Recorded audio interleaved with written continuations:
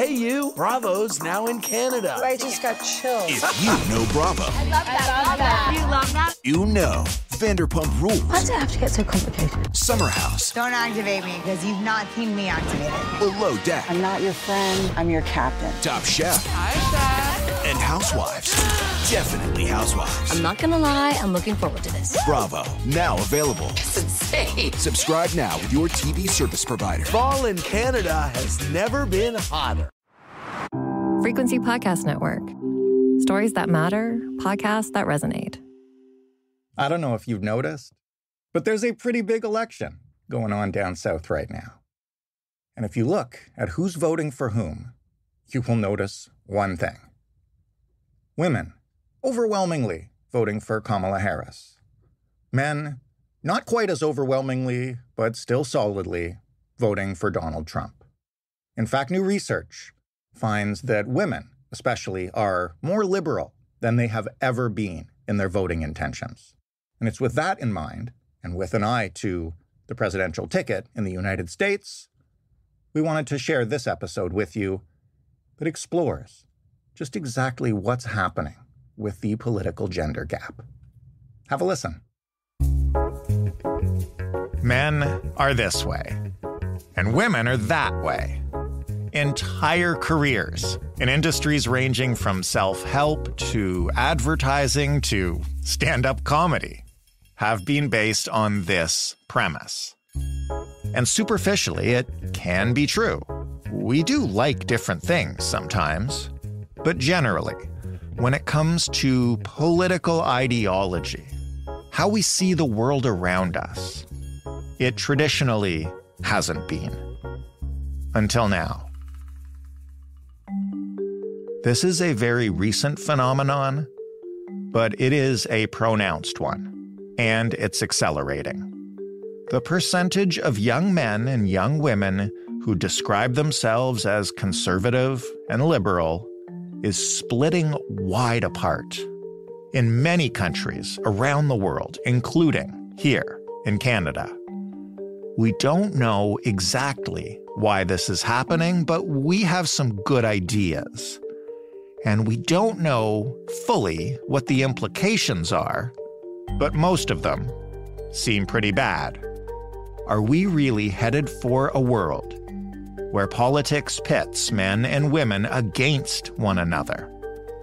What kind of a world would that be? What happens if we go down that path?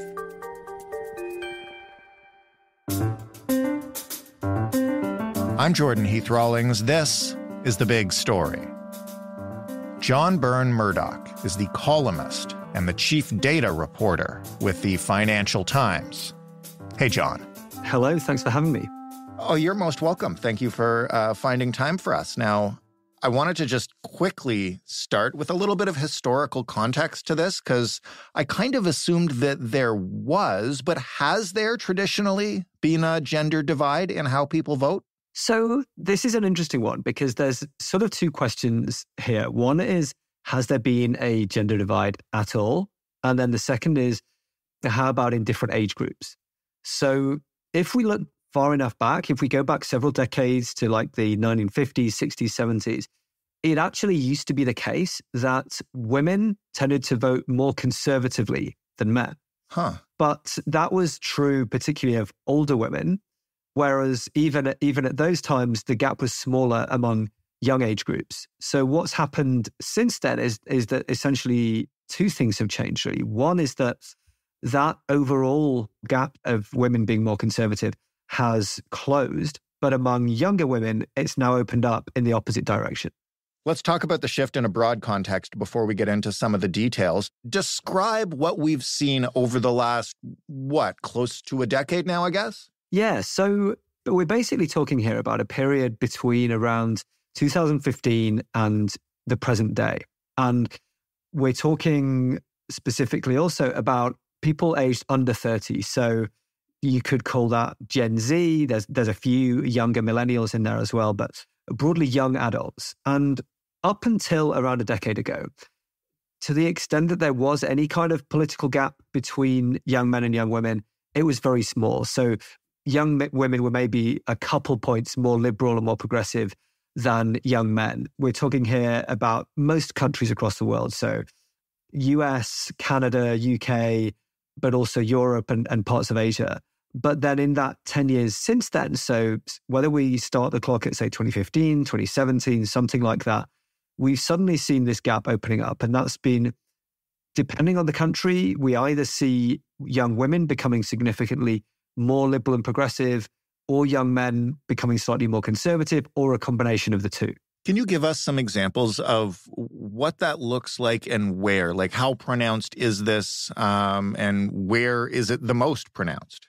Sure. So, I mean, if we start in Canada, for example, the gap in Canada has been there for a few years, but it does seem to have got wider more recently. So there's now around a 20 percentage point gap between the extent to which young women and young men consider themselves liberal. So just to explain what we mean by that, this is where you have surveys which ask people, do you consider yourself more liberal or more conservative? And if you take the share who say liberal and then subtract the share who say conservative, you get the sort of net liberalness, as it were, of people. And what we see in Canada is that young women are around 35 points more liberal than conservative, whereas young men are only around 15 points more liberal than conservative. So that's your 20-point gap in Canada, for example. Whereas what we see in the US is, depending on exactly which survey you look at, maybe around a 30-point gap. But then if we go right out to somewhere like South Korea in East Asia, the gap there is more like 50 to 60 points. Wow. So it really does vary, but in some parts of the world, it's enormous. Even a 20-point gap, from a statistical point of view, how big a deal is that? Now, this is an interesting question because within these populations of young men and women, there is obviously still a huge amount of overlap. So when we talk about that 20-point gap, for example, the way to think about it is that on the fringes of young men and young women is where you get this mismatch. So with a 20-point gap, there's a minority of people whose views are going to be misaligned. If we think about it in rough terms of, let's say, around 60% of young women lean in a more liberal direction versus only around, say, 40% of young men, that 20-point gap is where you've got some men who are conservative and their sort of female counterpart, as it were, is more liberal. So certainly in most countries, this is less the case in somewhere like Korea, but most young men and women here would still have similar views, but it's at the fringes that we're starting to see this sort of gap in politics or ideology start to emerge. You mentioned around 2015, we begin to see this shift take place. Is there anything about that period of time? Obviously, things move really fast in modern times, but what might have happened, or what can we look at that could have been contributing to this? Yeah, so there are so many theories for what's going on here. And the tricky thing, as you say, is trying to think of something that can explain why this happened when it appears to have happened. So if we start with like the sort of longer term shifts that we've seen, you have things, for example, like the expansion of higher education and the fact that young women now in many parts of the developed world are much more likely than young men to go to university. So where I am in the UK, for example, young women are now about 25%, almost 30% more likely than young men to go to university. And so to the extent that we think going to university can either give you new values or at least sort of awaken certain values and ways of thinking about the world, then that certainly could explain part of why young women might be trending more in this liberal direction than young men. But that is more of a long-term trend. This is something that has been gradually building up over decades. Right. So what we need when we're looking at this sort of fairly recent divergence is to think of things that have happened more in that period of time. And there are a couple of different things that come to mind. So one is the Me Too feminist movement. Mm-hmm. I think some people think of this as being primarily an American thing, but this, of course, had significant ripples throughout the world, from Africa to Asia and of course, Europe. So one thing that may have happened here is that in response to the Me Too movement, you've got essentially young women feeling more politically confident.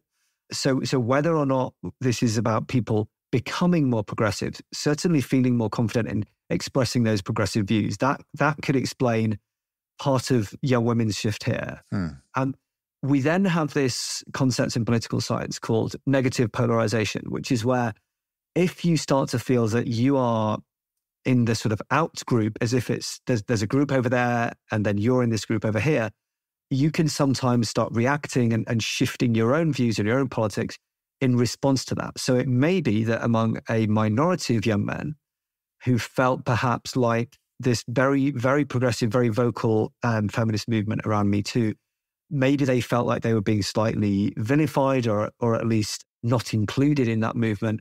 They may have reacted against that and started forming more conservative beliefs of their own. So that's another theory for what may have happened. And then you have other things which have been really sort of taking shape over the last decade in terms of just how we communicate with one another and where we communicate online. And what I mean by that is that before the internet, before social media really blew up, most communication between young people was either in person or maybe it was sort of messaging people on phones, but it tended to happen in communal spaces, whether that was at school, whether that was through various clubs that people belonged to, whether it was just through local people in the community. Whereas now that we, and especially young people, spend significantly more time online, the types of people we encounter in those online spaces are often becoming more homogeneous, so less diverse groups. And that can be true of people's gender as well as everything else. So what we have today is you have these pockets of YouTube, for example, which are full of these sort of very male-focused, men-focused influencers, people like some of your listeners may have heard of Andrew Tate. And then in these other pockets of the internet, like certain bits of TikTok, you have a lot of young women spending their time watching all of these interesting clips and videos about very different things. And so that sort of divergence can allow these different views among certain young women and certain young men to really sort of solidify and take hold. So those are really interesting theories. What do we actually know about the causes of this? Is it all theory? Do we have anything in the data that could point us to what is actually driving this from a numbers point of view? It's really tricky because what we're ultimately getting at here is these very sort of soft, almost fuzzy views most of the time. We're talking about whether people describe themselves as liberal or conservative. It's hard often for people to pinpoint exactly when in their life or what in their life caused them to feel about themselves in that way. So in extreme cases, we would see this, for example, the fringe of some young men who clearly are being radicalized by some of these influences online, for example. But in terms of things like how social media or how the structure of the internet in general is impacting young people, it's very hard to know. And anyone who's been influenced really in this way would struggle to know. And certainly when it comes to higher education and these things, I think these are much broader phenomena that it's difficult to pin down exactly what's going on. So it's in all likelihood, it's some combination of the above and indeed probably other things that I've not mentioned here that can gradually influence how people think about themselves and their place in the world. Are there any places in the world where this isn't happening and anything we could learn from those places about what is or isn't causing this? This is where it gets interesting because some of the places where this isn't happening are places that have extreme gender inequality already. So the gap is not emerging because the existing cultural norms are so strong. So if we think about some parts of the Muslim world, for example, both young men and young women still hold very, very conservative views, whether you talk about politics or gender norms or any number of socio-cultural issues. So in a lot of cases, the lack of a gap is because those societies are already so deeply conservative that any real difference in opinion just doesn't emerge in the first place.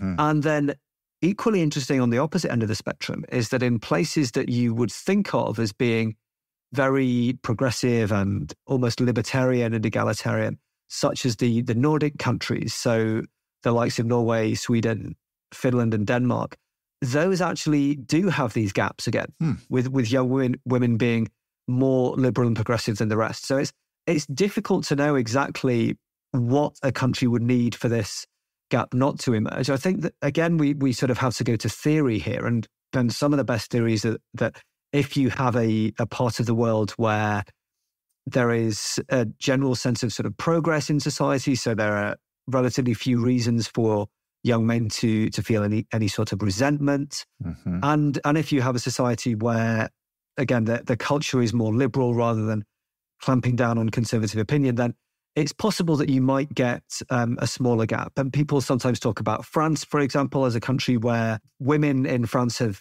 long, felt a certain confidence in terms of their relations with men that has not necessarily been present in other countries. So perhaps places where this has been a cultural phenomenon for longer would see less of that recent divergence. But it's hard to know. There are these sort of surprising and conflicting patterns in terms of where we do and don't see those gaps.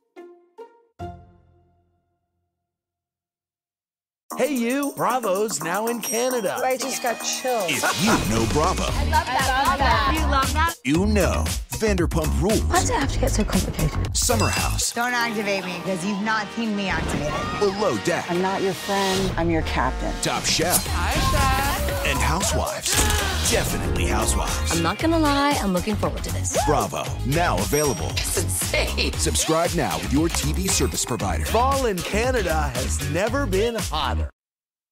It's fascinating to try to figure out what caused it, but I'm also interested in the ramifications of this. And there's probably a few different ways we can talk about it. But first, let's start politically, because this is a big year for elections around the world, especially in some of the countries that we're talking about right here. As you mentioned, the concept of like liberal and conservative in these responses is amorphous, and you don't really know exactly what people mean when they say it. But what could that mean when it's actually translated to choices on a ballot? Yeah, this is really interesting because in what we've seen in South Korea, we really have a sort of concrete example of this. So in the last couple of years or last few years in Korea, the party politics of that country have really mapped themselves onto this gender divide. So particularly on the male side, the more conservative party in Korea in the last election campaign really sort of positioned itself as a party for the disillusioned and resentful young men. And that party, which went on to win, propelled by a very male-skewed vote, certainly among young people, ended up abolishing the Ministry for Gender Equality. So you have this sort of extreme version of a situation where a country's politics become divided by sex, by gender. And one party almost sees itself as primarily representing young men, and the other is sort of cast as an opponent to that. I mean, that seems bad. Exactly. It only makes these divides even more concrete because, as we've been talking about, whether someone views themselves as more liberal or conservative, it's often quite a soft feeling. It's not something that you can easily make tangible. Whereas when you get to a situation where people are voting for different parties and perhaps going on different protests, even protesting against each other, that divide obviously becomes much more stark. And as you say, that can, if politics leans into that, it can make the whole political atmosphere in a country much more unpleasant. But of course, that is a very extreme example. Korea is a country that has had very, very severe gender inequality for a long time. It also has a national military service, which young men are obligated to take part in and young women aren't. So there are all these reasons that really looks, it's like a sort of 10x version of everything else. But yeah, even if we're thinking about countries like Canada, the US, or where I am in the UK, if we get to a point where certain political parties start seeing themselves as being a party that is aimed more at men or at women, I certainly think that would be a very negative development. I think it's interesting, and I don't know how familiar you are with our government here in Canada, which has been liberal federally for almost the past decade, almost exactly, in fact, the period that we're discussing here. And they've actively positioned themselves, and probably rightly so, given the times that we're in, as a feminist party, gender equal cabinet, all of these things that seem designed specifically, now that I think about it through this lens, to lean into the support of young women that they've been relying on. Yeah, I think it's very interesting, and yeah, even from afar, from here in the UK, Justin Trudeau's government has been seen very much as one of the most sort of explicitly and overtly progressive governments in terms of the language used in particular and those kind of things. And it's a tricky one because of course you don't want to necessarily say that a government or a politician should be criticised for simply for holding progressive views. But I think if the language used and the way those views are put out there, it is seen as almost an element of theatre and perhaps too much of the sort of signalling and less focus on the outcomes of policy, then you can see how that might not necessarily help to close this gap. Leaving politics aside for a moment, what about what this means for our society in general? I mean, how is the ideological difference here showing up in real life for people under 30?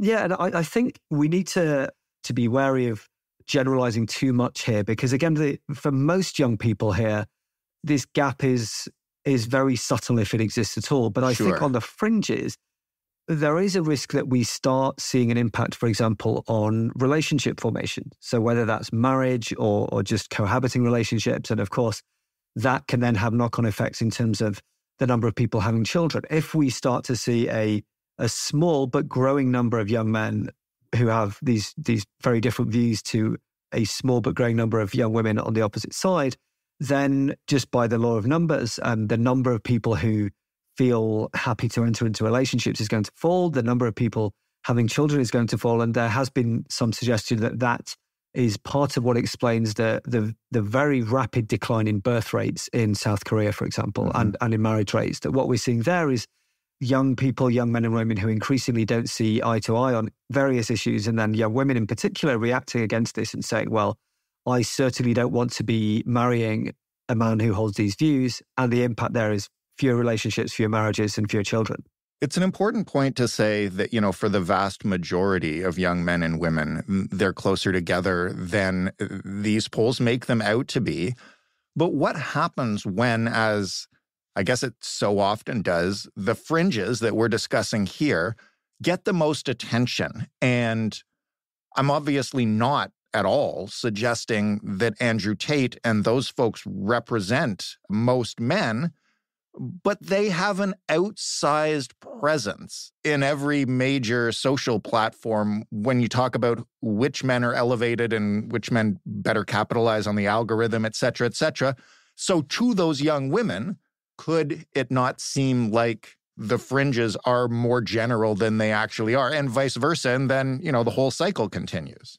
No, you're absolutely correct. And I think this is one of the sort of structural issues that we've really had to wrestle with as a society since social media has come along, because we have all these algorithms which are designed so that the most engaging content, which often means the most extreme, provocative or extreme, exactly, tends to do the best. And that means that, as you say, you can have some of these influencers who, on the grand scheme of things, are not representative at all of the broad swathe of public opinion. But because they appeal aggressively to those on the fringes, they get amplified. And so I certainly think there's a risk there, both in terms of, as you say, the immediate impact of more susceptible people seeing that content. But as you say, there is equally a risk that we think that their influence is much larger than it is. And what we don't want to do here is create a situation where most young women, for example, think, oh, well, all those young men in my class or in my college or whatever are Andrew Tate fans, because that's certainly not the case. Andrew Tate may appeal to more people than any reasonable person would hope, but it is still a small minority. So, yeah, I think it's important that whenever we're talking about this, we're emphasizing that these remain fringe views. They're fringe views that get shouted very loudly and that make a lot of money for some people, but they're still nowhere near the mainstream. We've been talking exclusively about young people because, as you mentioned, this doesn't really show up in older generations as people are over 30. Is this something that these young people might grow out of? It's a great question, and I certainly we can all hope that they will, and I'm absolutely certain that many people will. But the tricky thing here is that there's a lot of political science literature from decades and decades of work showing that the worldviews, the ideologies that people develop at young ages, so in their 20s, for example, do have a tendency to stick around. And I think to an extent, a lot of this will depend on whether people do end up finding relationships, whether that's friendships or romantic relationships with people of the opposite sex in general. Because, as you can imagine, I think once a young man and a young woman are in a relationship, the likelihood of them continuing to hold these diametrically opposed views we would certainly expect to fall. Right. So if people can wear their politics less loudly, as it were, or wear their politics less strongly, then perhaps those initial barriers can be broken down and those views would dissipate. But if we see, as we do at the very extremes, if we see some people making this a really core part of their identity, then I think it's certainly completely plausible that this could be something that lasts for many, many more years for those people. This is a phenomenon that has come on recently, as we've talked about, and seems to be growing. It all sounds bad. What can we actually do about it beyond telling these young people to get off the internet and go touch grass and meet each other?